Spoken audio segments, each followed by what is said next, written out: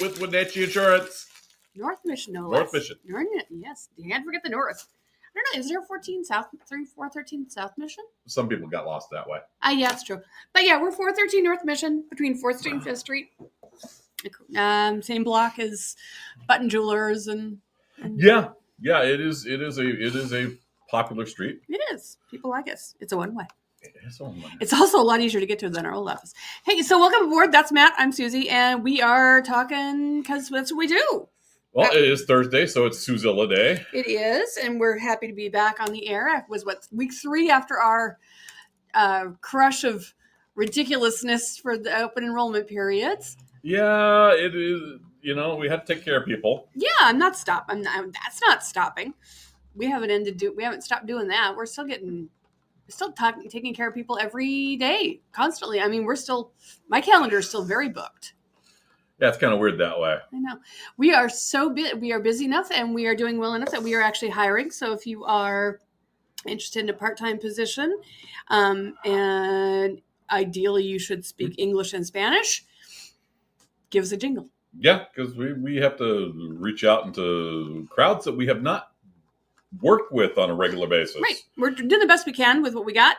We would just like to make it easier for everybody. Yeah, and that's the weird thing is we're diving headlong into diversity, equity, and inclusion. Yep, the whole DEI thing. Ooh, because the boogity of DEI. Yeah, because it is a big fat boogity man. It is, and it doesn't have to be. No, and it shouldn't be. It's not a boogity man. It's just being portrayed as a boogity man by people who are afraid of losing power. Well, it's. I'm trying to think of a nice way of putting it. I don't know if there is one, dear. Well, we will go to the dodgeball. Okay. Because we've almost all of us, at least our age group, have done the schoolyard picks. Yes. And, there are some people who consistently get picked last. Like me. I was consistent. I was not athletic as a kid. I was not popular. I got picked last almost. And there was one specific moment where I didn't get picked at all. That was entertaining. Mm-hmm. But yeah, I mean, it happens. And that was impactful on my youthful little brain. Yeah. It was 5th or 6th grade. Mm-hmm. Where I experienced my picked last. Really? I didn't think you ever got a last pick. It was probably the last one that anyone ever picked me last. Mm-hmm. And the reason why I say it was last is because we were playing, quote unquote touch football. Yeah. And I was one of the bigger kids, and the person quarterbacking realized that I could catch. Yes. And they had me on defense, and I ended up doing in a half hour, doing 3 interceptions. Because I could catch, because I had a long reach, mm-hmm. And that was the last time I was ever picked last. Okay. Were you being picked last before that? A couple times, but usually, it was usually by someone who didn't realize what I was capable of. That you were athletic. And that's really what DEI really is about, is tapping into that unrealized talent. Mm-hmm. Yeah. And we do it on a regular basis here, because if you've got everyone from the same background thinking the same thoughts with the same skill set, you will never overcome the same obstacles. The same obstacles will keep because they're obstacles. Because they're obstacles, and there's no fresh perspective to help you overcome that obstacle, because everyone's always got the same brain towards them. And I get that. And we've being just, both of us, a couple of middle-aged white folk, running our office by ourselves, We ran into that a few times. Just because we didn't, although we have made a very strong effort of expanding things. Well, I for years I've had someone ask me, hey, when are you gonna do you got someone to speak Spanish in your office? Yeah, and that was always a problem. And because we could never afford to bring somebody in. We could never afford it, and our business associate was supposed to take care of that problem. Yeah, and there was, to be fair, we did use the phone and call up there, and we had we did use them to help us translate many times. Yeah. And the team that he was working with were generally good folk. I have no objections to those specific people. And it was nice to have, but it wasn't that connection that we wanted. No, it wasn't enough to be able to have someone on site so that we could use that as a way to do more outreach. Yeah. Because there was points where we wanted to do outreach, and we attempted to do outreach, and we got stymied. And we were thwarted. Yes, thwarted. That's the word, thwarted.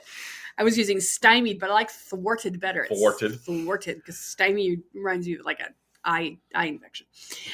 But yeah, it's one of those things when you start to build and look for the little corners of communities. And that's what you're looking for, the person that is the wall followers, the ones standing against the wall alone, the person at the sole person at the lunch table who's probably got a brilliant idea. Yeah, exactly. And that's the point of these diversity programs, is to get us outside of our comfort zone, outside of the like selling to like. Yeah. And that's a really good phrase. I was told time and time again by various district managers, is like sells to like. Yes. And I did the okay, really? And I play with it every so often. But does that mean that we have to restrict ourselves to people who look and sound like us? No. It all that does is it reduces your ability to expand your own experiences, to meet new people, to help other people in other communities. There's a soft skill set involved with crossing different barriers. Okay. And one of them is you got to be curious. Yes. You got to be curious and be a little bit eager to be uncomfortable. And that's really hard for some people. Well, they haven't learned how to pick themselves up. No. Well, I mean, correct. And some people just have a really hard time with that level of discomfort because they've never been supported through their discomfort. They've never been told it's okay to feel uncomfortable. I'm right there. I'm not going to let you fall down. Well, that's safe porting. That's a means to get across. Exactly. And anybody that's going to come to work for us, we're going to safe port them. Yeah. We're going to make sure that they are happy and comfortable here. Otherwise, no one's going to do it's not going to do anybody any good. It's hard to learn when you're constantly under fire. Exactly. And yes, I'm gonna throw in all sorts of military references here. He's in a mood. I'm in a mood. Well, it's one of the places that I had DEI really reinforced. Oh, in the service, sure. Because I was in an infantry squad. That was very diverse. Actually, you were the diversity hire. Basically, yes, I was the diversity hire because I was the only Caucasian appearing individual in my platoon that was not a sergeant. Nope. And the seniors, both the platoon leader and the platoon sergeants were African Americans. And so and one of the pictures I had on my dresser was we went to, it was senior trip, and we had a dinner out on Lake Union over in Seattle. Fancy schmancy, and there was a picture of me in a suit in front of a boat. And everyone looked at it as like, you're a rich kid. And I'm like, no.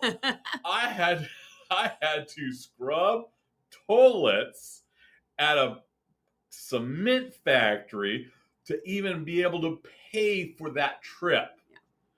And it was a stretch for me. Yeah. But he did it. But I did it. And it was funny because everyone, you're a rich kid. And to be fair, one of my roommates was, fondly referred to as a New Yorican because he split his time between Puerto Rico and New York, who introduced me to salsa. Salsa the dance or salsa the sauce? Salsa the music. Because he didn't really do the spice thing. That was more on the other. Some of the other guys. Then there was Heavy D, who was out of the projects of Washington, D.C. Oh. Who, yeah. He famously, I think his last year there, he'd never bought any cigarettes. He just bummed them off everyone else until we caught on. Then there was Cat Daddy, who was from Louisiana. Okay. And what you had there was a very diverse group of young men. Yeah. Absolutely. And that's a good thing. Mm-hmm. And you all learned different things about each other. The service, the armed forces, is naturally a DEI situation. Well, yeah, you have to deal with that. It's just like, boom, you're from people from diverse backgrounds all over the place, and it allows you to adapt and overcome. Mm-hmm. What we're running into now is the DEI phrase is become a boogeyman. Yeah, it is. It's it's how do I describe this without sounding horrible? Okay, let's get into it. Yeah. That's the phrase of the week. The first one is the diversity, equity, inclusion. Right. Which part do you object to? Exactly. Ask that question. Mm-hmm. When someone says, "Oh, hey, that's a horrible thing." Okay, well, which part of diversity, equity, or inclusion do you object to? Okay. And if somebody comes back and says, well, I object to somebody being hired just because they are Black, gay, Hispanic, transgender, but that's not what diversity, equity, and inclusion is about. They're not being hired because of that. They're just not being excluded because of that. Correct. And that's an important thought process, is the fact that you are, given a group of qualified candidates, you don't exclude someone because of their race, their gender, or one of the other protected identity classes. Right. And that's really important to look at, because there are folks out there in hiring that do have a predetermination to select. That's just they're narrow, and they probably, some of them don't realize it. Most of them, it's such an unconscious thing, because they've never been told to do something differently. They've never been taught to do something differently, which just sounds like I'm making excuses for them. But they've been taught. That's where the diversity, equity, and inclusion taught people that it's okay, that it's right to break that norm in your brain. Well, usually senior management only walks in and says, "Oh, hey, this is my nephew, hire them." That's the only time that the senior management gets involved in the it's not process. Senior management. No, that's but the they're issue. the ones that direct their human resources on who they hire. That's true. And they don't pay attention enough to the actual workers of what's going on. No, they don't. They don't care. They just want the job done. It's a very disconnect. It is. It is. The guys running it are often very, very disconnected from the people on the ground. And that's one of the problems we have we have an industry these days. It is. And if you start to do okay, well, why is that? Mm-hmm. Well, it's because, not everyone was, having this different backgrounds. Mm-hmm. They came from the same place. It's like, oh, let's get college graduates that went to,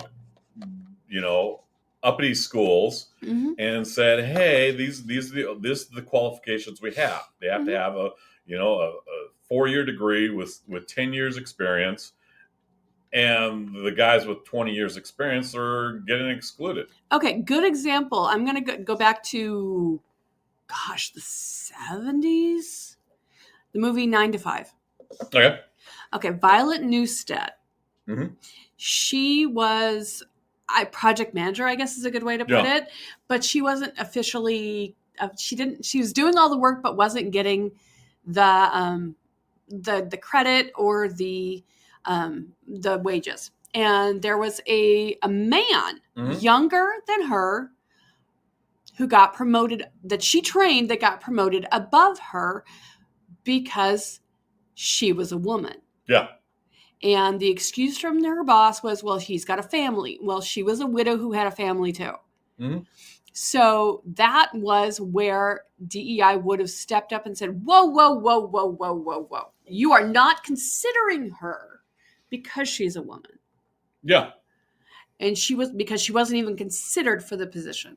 Well, we saw that time and time again in the 80s mm-hmm. in media. Mm-hmm. Because you also had Working Girl was another good example. That is. I mean, the character had to lie to get to where she needed to be. Yeah.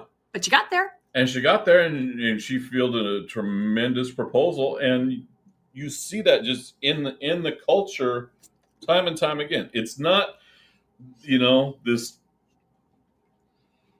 DEI is a step ladder. Yeah. It provides an opportunity for people to step up and improve the community around them. Right. Everyone's seen the drawing of the difference of what equity actually means, and how it's not, you're looking over a fence mm-hmm. and everyone gets this, and you've got tall person and you've got short person. Yeah. And you've got 3 boxes. Well, if they're equal, the boxes are all the same size.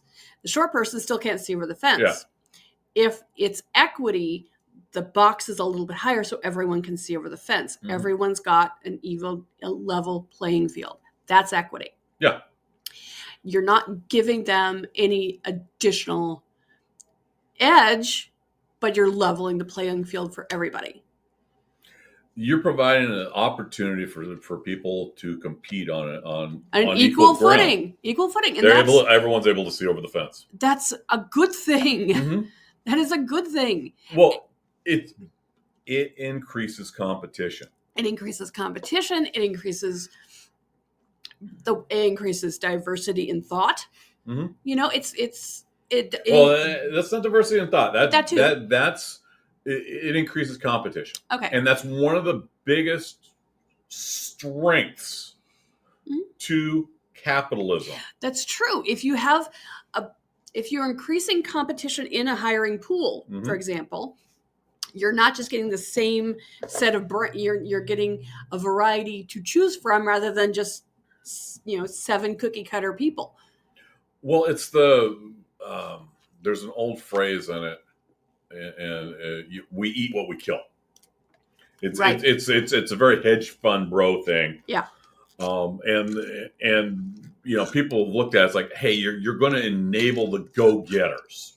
Right. And you're going to provide this support team around them. Mm-hmm. And you're going to create this toxic culture to drive your company forward. Right. But that toxic culture excludes new thoughts. The problem is it becomes very toxic mm-hmm. with that concept. And you get everything's lopsided, so you don't have a good support structure mm-mm. for the entire company. No, it creates an off balance, and if it's not healthy. It's not a healthy culture. It's not sustainable. It's also not sustainable. And they, not only, okay, yeah, we eat, we kill, but then you start eating each other. Yeah, because what happens is you will have 3 or 4 sales guys that are doing competing for the same business, and then they'll start to undercut each other. Yeah, because like sells to like. If you've got 4 guys and they're all selling to the same pool because they don't notice they don't got anyone to sell to the other pools. A, they're cutting out 3/4 of the potential customers. B, the pool they're selling to rapidly dwindles and eventually it's oversaturated. If you've got diversity, if you've got a green guy and a blue guy and a yellow guy and an orange guy, then it mixes up. Well, it's not only that. It's the whole competition is you will get people that will Nancy Kerrigan the others. Yes. And they will kneecap the others, and they will besmirch them, or they will because your customers are still, particularly depending on the size of your community, are a finite amount. Oh yeah, exactly. And the more diverse you are, the better it is for everybody, because more people get the service and the care they need. Okay, so we got a little bit in diversity, got a little bit into equity, inclusion. Inclusion's one that's newer. Yeah, and it is probably one of the more difficult ones for people to understand. It can be very challenging for people to get their heads around sometimes, because it a lot of times requires a very significant change of thought.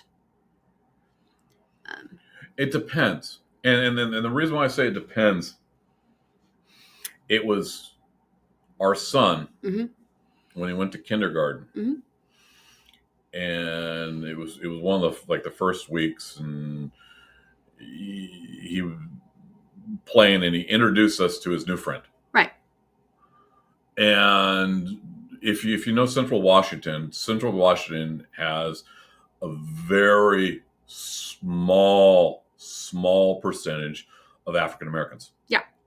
I mean, it's very small. It's very small. But at the same time, when he introduced us to his new friend, someone who he just met, enjoying himself, big old smile on his face, African American. Yeah. And it was just amazing to see that he's never in our peer group or family had he encountered one, and at the same time immediately could become a friend. Children are notoriously good at inclusion. Yeah. They have to be taught to exclude. And I know that my son, who's 18 now, going to be 19 this year, and a lot of the peers that he hangs around with are a very inclusive group. I hope that his generation didn't.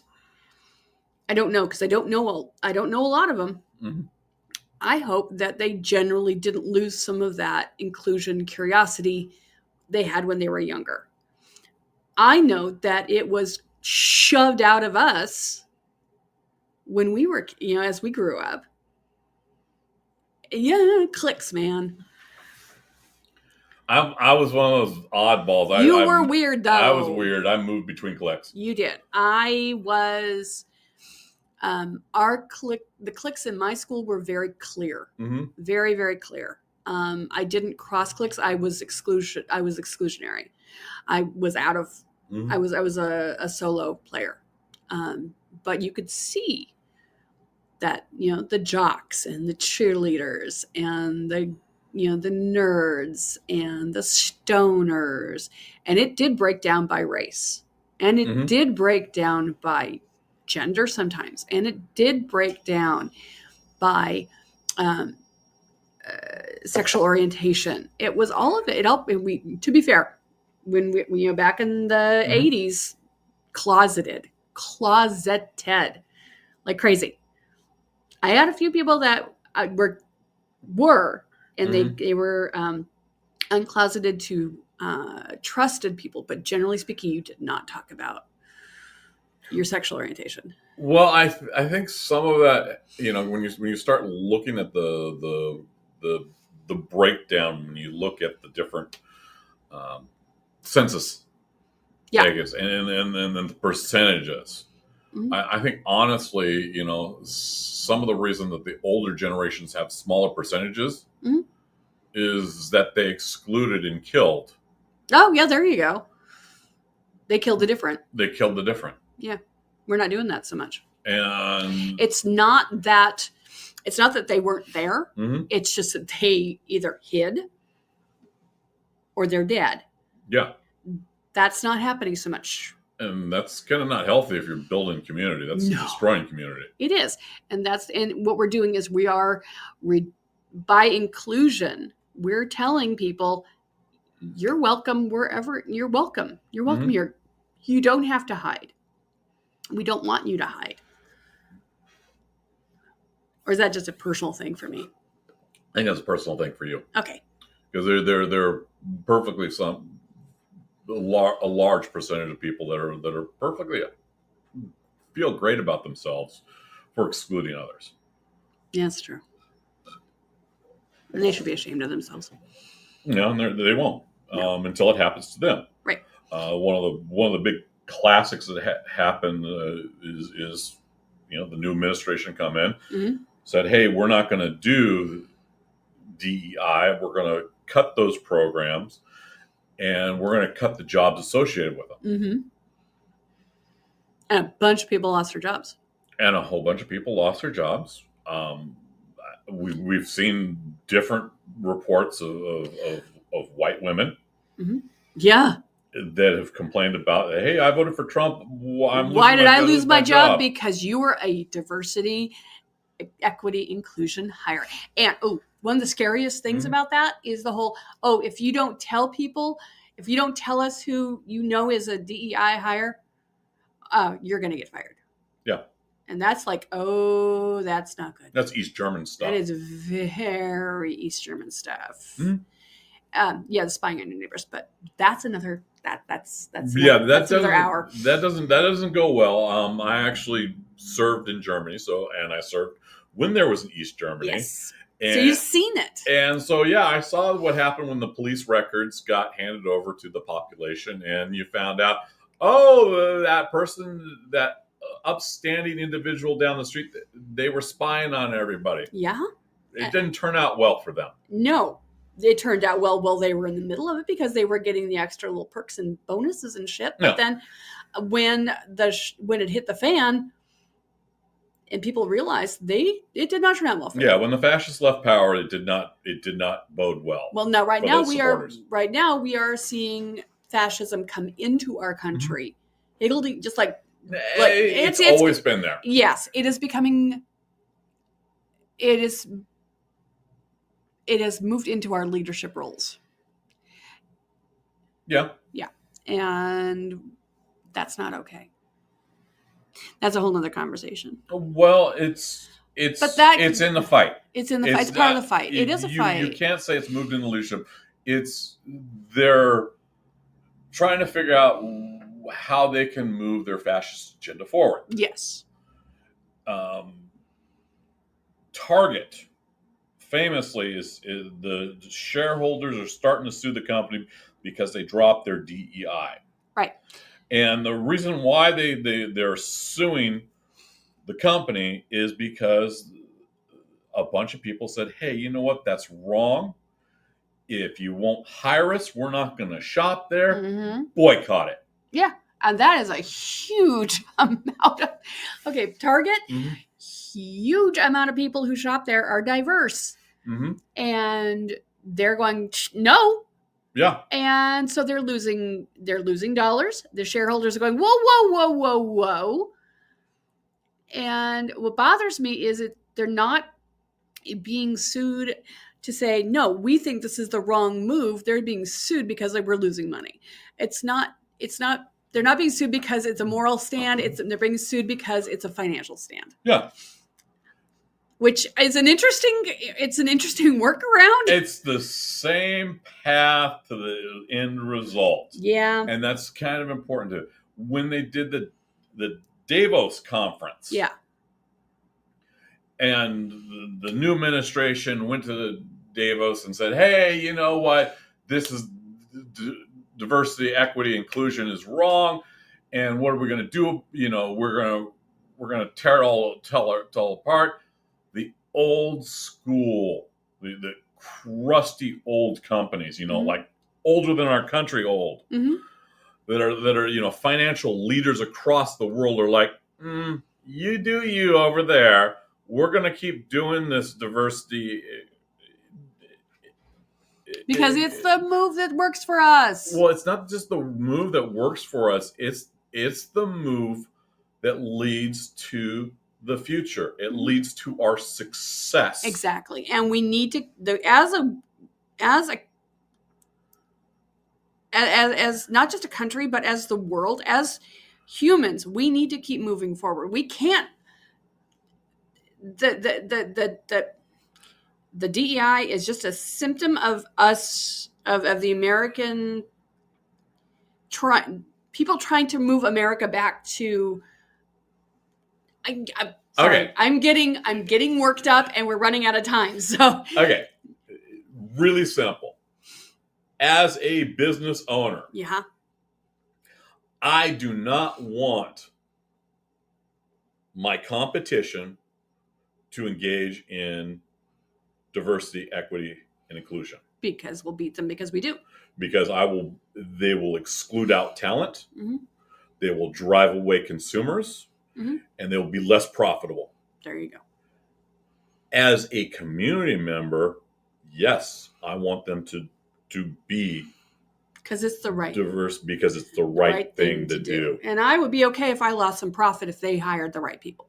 If they hired under a DEI. Well, then they'd be competitive and we could exchange, and then I could learn off it and become more competitive. Oh, community. Imagine that. It's weird that way on how it works. Yeah. So, so when someone says, oh, well, DEI is horrible, ask them about, hey. What part don't you like? What part don't you like? Say the words out loud. Make them say it out loud. Make them say it out loud, because it doesn't make sense. No, it doesn't. When I go to the grocery store, I don't want to eat, you know, there's more breakfast cereal than cornflakes. There you go. There you go. All right. That's a good place to wind it up. Have a great day. We'll talk to you next week here at Wenatchee Insurance. Bye.